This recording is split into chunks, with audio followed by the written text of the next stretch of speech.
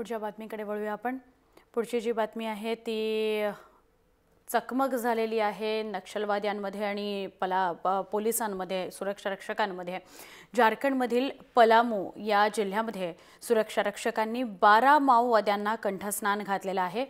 विशेष म्हणजे सुरक्षा रक्षकांनी माओवाद्यांच्या मोटारीवर केलेल्या गोळीबारात एकही सुरक्षा रक्षक जखमी झालेला नाहीये। पलामू या जिल्ह्यातील सदबरवा या जंगलामध्ये माओवादी स्कॉर्पियो गाडीमधून जात असल्याची माहिती सुरक्षा रक्षकांना मिळाली होती। त्यानंतर सापळा रचून सुरक्षा रक्षकांनी गाडीवर गोळीबार करत गाडीतील 12 माओवाद्यांना ठार मारले। माओवाद्यांना गोळीबार करण्याची संधीच दिली नाही। माओवाद्यांकडून 8 रायफल्स आणि 220 कारतूस जप्त करण्यात आलेली आहेत।